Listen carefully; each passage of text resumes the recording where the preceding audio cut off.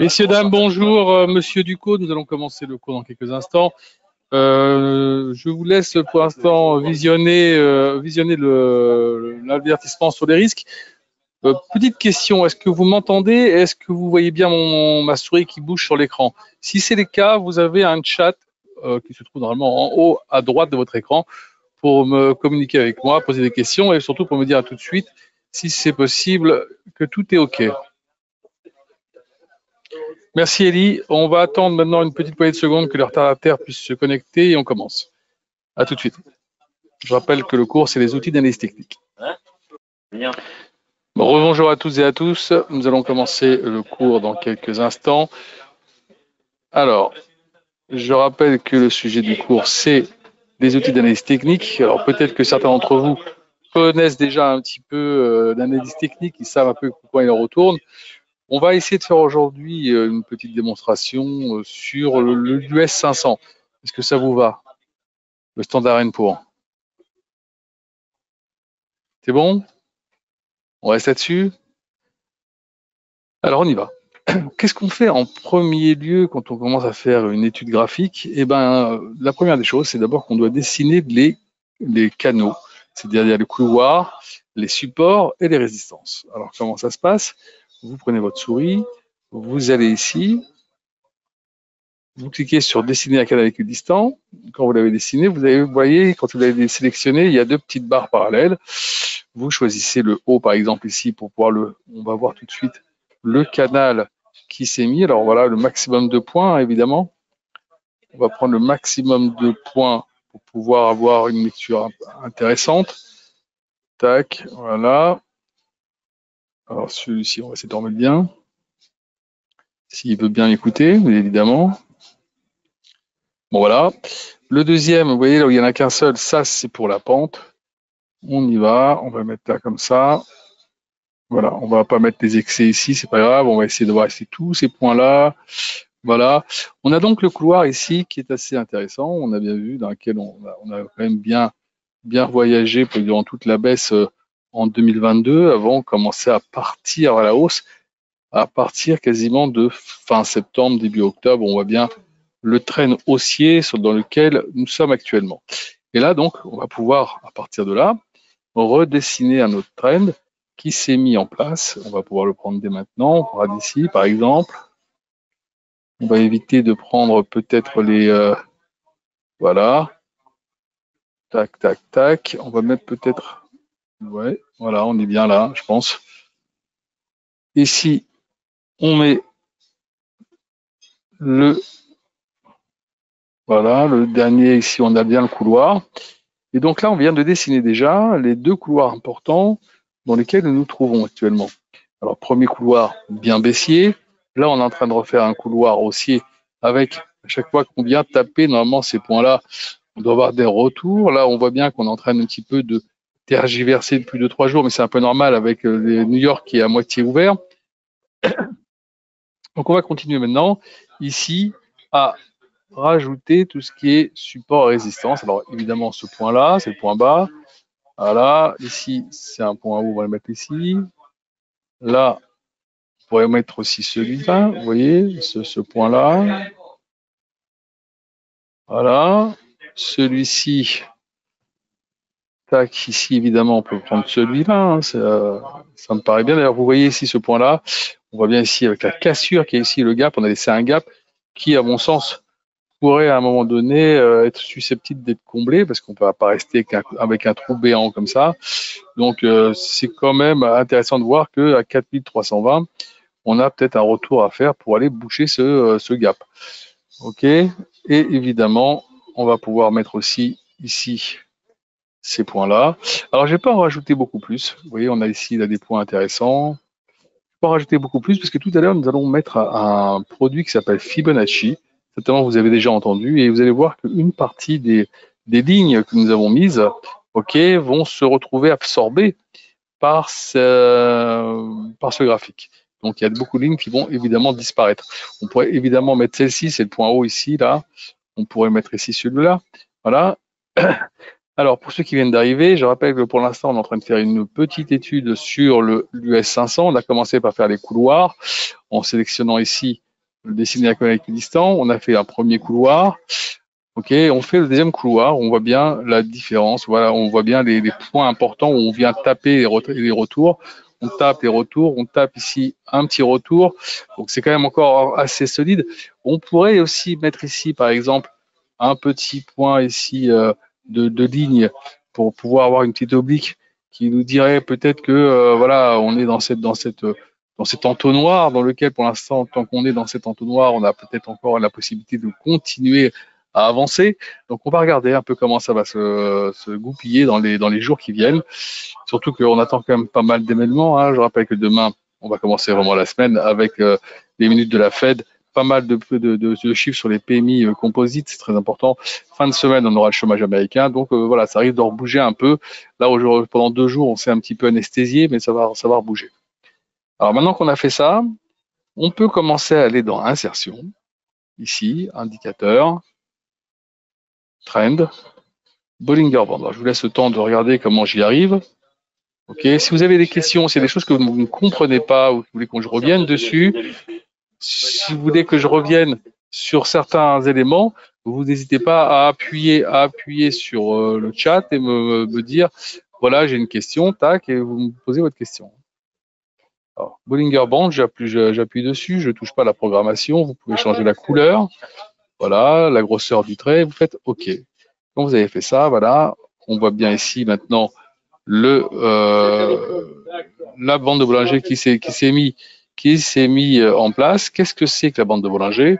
Bande de Bollinger, c'est une moyenne mobile de 20 jours, on voit bien ici, voilà, et qui est en fait sur laquelle on va calculer avec des écarts types.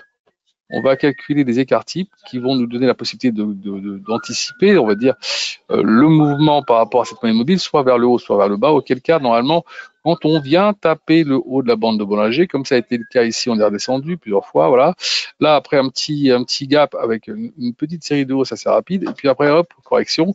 Là, on tape dessus, on est quasiment dessus, on se casse un peu les dents dessus. Pour l'instant, on n'a pas encore le retour, peut-être qu'on n'en aura pas, mais il est possible qu'on en ait un, donc il va falloir faire attention. Là, on a besoin de carburant pour aller plus haut.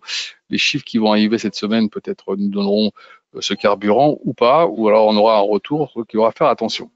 Alors, maintenant qu'on a vu ça, et qu'on sait à quoi sert les bandes de Bollinger, à encadrer en fait la moyenne mobile des 20 jours, et essayer de se dire que si on vient taper cette bande-là, peut-être qu'on peut avoir un retour qui pourrait se mettre en place. Donc à surveiller de très près ici, on sent bien quand même qu'il y a on va dire, une bonne résistance. Alors quand on a mis ça en place, on va chercher d'autres éléments de réflexion, parce que ça ne suffira pas pour prendre une décision, évidemment. On va dans oscillateur, on va dans Relative Strength Index, c'est-à-dire les RSI. Peut-être que vous connaissez déjà les RSI, ou peut-être que vous l'utilisez même déjà par ailleurs. Je clique dessus, voilà. Là, on ne touche pas à la programmation, encore une fois la couleur ou la grosseur du trait. Je fais OK. Et là, vous avez la RSI qui vient se mettre en bas. Je diminue un peu pour pas qu'il y en ait trop. Qu'est-ce que c'est que les RSI? C'est un calcul qui est créé entre les rapports des moyennes des hausses et moyennes des baisses des 14 derniers jours. Ça vous donne ce petit graphique qui va aussi entre 0 et 100. Alors, quand on est proche des 70, comme c'est le cas actuellement, même on est dessus, hein, on peut dire, hein, ou au-dessus de 70, c'est qu'on est un petit peu en surachat, ce qui vient un petit peu corroborer ce qu'on dit ici en venant taper le haut de la bande de Bollinger et quasiment le haut du trend. Donc, pour l'instant, j'ai envie de dire qu'on est peut-être en train de taper sur des plus hauts. Alors là, je vais prendre un petit point en mettant ici l'objectif maximal qu'on a eu ces derniers jours, c'est d'aller taper 78, parce qu'on ira. Ça voudrait dire que si on va le taper, ça veut dire qu'on ira peut-être un petit peu plus haut ici. Il faudra surveiller. Ensuite, on peut faire une petite résistance qui est ici. Voilà, vous voyez bien que pour l'instant, on voyage plutôt vers les plus hauts et que, attention, peut-être qu'on est en train de saturer et qu'on pourrait avoir une petite correction qui pourrait peut-être nous ramener à aller combler le gap, hein, ce qui serait peut-être aussi un petit peu sain. On verra. Alors maintenant qu'on a vu ça, vous avez compris pour la RSI. Hein, si on est au-dessus de 70 ou 70, c'est qu'on est déjà en surachat. Si on est à 30 ou en dessous de 30, c'est qu'on est en survente. D'accord? Et donc, à ce moment-là, vous pouvez avoir des mouvements comme ici. Vous voyez, hop, mouvement de retour important. Ou ici, mouvement de baisse important. D'accord? Je continue. Insertion, indicateur. On va sur oscillateur. On va sur MACD. Là, une fois que j'ai fait ça, vous pouvez choisir les couleurs. Hop. Qu'est-ce que c'est que les MACD? Les MACD, ce sont deux moyennes mobiles exponentielles de 26 et 12 jours qui vont nous donner la possibilité d'avoir une lecture un peu plus fine que des moving average et des moyennes mobiles classiques. Ça ne veut pas dire qu'il ne faut pas les utiliser, mais celle-ci, elle est plutôt intéressante. Vous allez voir pourquoi. On a un signal en rouge et on a les MACD. Alors, quand on est au-dessus du signal marché haussier, quand on commence un petit peu à repasser en dessous, il commence à accélérer, hop, vous voyez, marché baissier. Là, on était là, hop, on commençait un petit peu à saturer, les MACD commencent un petit peu à devenir un peu plus courtes, signe déjà que le marché se retourne. Et là, l'accélération, vous voyez, on est parti chercher plus bas. Là, petite reprise, on est un petit peu à la fleur du signal. Est-ce qu'on va rester maintenant durablement au-dessus ou on va replonger? C'est la question. On va surveiller ça très attentivement. On n'est pas encore certain que, on voyait, parce que c'est quasiment la même hauteur, on n'est pas encore certain que on va continuer notre mouvement haussier pour aller chercher peut-être des nouveaux records. Ça sera à suivre dans les prochains jours.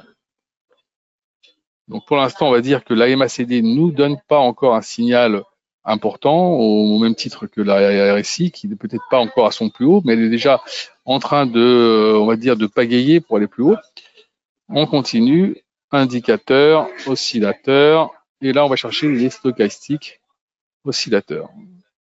Ici on touche à rien évidemment, hop, on fait OK. Qu'est-ce que c'est que les stochastiques? Les stochastiques, c'est un produit qui a été utilisé par Georges Lane pour la finance, mais à la base c'était un produit qui a été fait pour la répartition du hasard. Il s'est avéré qu'en l'utilisant sur IBM, il a vu que ça a donné des résultats plutôt intéressants en termes de lecture. C'est un peu comme au niveau de la MACD, on a en vert ici la stochastique avec un signal. Quand on est au-dessus du signal, ben, c'est un marché haussier, comme ça a été le cas ici, ou alors quand on passe en dessous, c'est un marché baissier, comme ça a été le cas ici. Donc là, on voit bien qu'on fait les deux petites droites, enfin les deux courbes se chevauchent. On fait une sorte de plat. Est-ce qu'on va pouvoir avoir maintenant un décroisement qui pourrait avoir cette conséquence-là, ou alors hop, un décroisement vers le haut qui pourrait nous donner la suite de la remontée. On pourrait aller chercher à ce moment-là un peu plus haut. Pour l'instant, encore une fois, point d'interrogation. C'est un peu pour ça que pour l'instant, vous voyez, dans le marché, c'est assez calme. Hein, donc, il faut regarder un peu tous ces petits éléments pour voir à quel moment on va avoir quelque chose qui va qui va nous donner la direction, afin de pouvoir ouvrir une position et peut-être aller chercher plus haut, aller chercher beaucoup plus bas. Donc ça, on a vu un peu maintenant les RSI, les MACD et les stochastiques. On va retourner ici. Je vais le faire comme ceci. Voilà. Je me mets ici sur dessiner des retracements Fibonacci, comme je vous en ai parlé tout à l'heure. OK, j'appuie dessus. Vous allez voir que sur ma souris, j'ai des petites horizontales parallèles. Je prends le départ du dernier mouvement haussier. Voilà. Voilà. Je vais l'envoyer jusqu'en haut en gardant mon clic droit enfoncé. On clic gauche, pardon, enfoncé. Là, ici, je lâche. Et maintenant, vous voyez un peu toutes les droites qui sont absorbées par cette. Alors celle-là, on peut quasiment la mettre avec, mais bon, on va la laisser celle-ci parce que c'est important. Celle-ci, bon, on est, c'est à peu près la même. On va la laisser comme ça. Voilà, d'accord. Là maintenant, vous avez tous les retracements possibles de ce produit, ok, avec Fibonacci, qui vont vous donner la possibilité de dire voilà, si là je casse, premier objectif ici, derrière le retracement 23,6 et derrière retracement 38,2. C'est des mouvements intéressants qui peuvent vous donner des endroits, des objectifs à aller chercher. OK? Donc ça, une fois qu'on a mis ça maintenant en place, tout à l'heure, je vous ai parlé des moving average. Alors, on va être dans l'insertion, indicateur, on va dans trend, et là, vous allez sur moving average. Alors, il y a trois moyennes mobiles, dont celle des 50 jours, qui sont bien utilisées. Alors voilà, on voit la 50 jours, elle se trouve ici, juste un petit peu en dessous, et quasiment à fleur avec les 43,20. Voilà. Ensuite, on retourne ici dans l'indicateur, on retourne dans Trend Moving Average et on va aller chercher la 100 jours. On va lui changer de couleur, bien évidemment. On va lui mettre une couleur peut-être un peu plus flashy. Voilà. Là, on est nettement en dessous. Nettement en dessous. Voilà. Paf. Dernière. Moving Average. Et là, maintenant, on va chercher la 200 jours. Alors ça, si je vous ai mis ces trois-là, parce que c'est les trois que tous les traders mettent quasiment toujours en place dans leur graphique pour voir un peu l'évolution par rapport à ces trois éléments. Donc voilà, je vous ai mis ici les trois moyennes mobiles qui peuvent être, on va dire, des objectifs à court terme ou à moyen terme qu'on peut avoir. Alors regardez un petit peu comment elle se comporte et ça va vous aider un petit peu à voir peut-être l'objectif final de notre produit. Alors quand vous avez fait tout ça, évidemment, ce que vous devez faire, n'oubliez pas, c'est d'aller ici pour pas avoir à refaire à chaque fois votre graphique. Alors évidemment, on pourrait rajouter plein d'autres éléments, mais je pense qu'il ne faut pas trop charger votre graphique, sinon vous n'allez plus rien comprendre. Alors ici, on fait enregistrer graphique. Là, une fois que vous avez fait ça, vous marquez le US 500, vous vous sauvez, et quand vous l'avez sauvé, vous allez l'avoir directement dans votre lexique.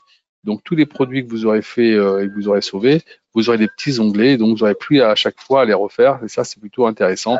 Ils seront accessibles et donc vous pouvez visionner l'évolution des cours et par rapport à votre graphique, ce que ça donne. Est-ce que vous avez des questions jusqu'à présent? Ou ça a été relativement assez clair? Non, pas de questions? Élie, Roger, Nathalie? Pas de questions? Georges?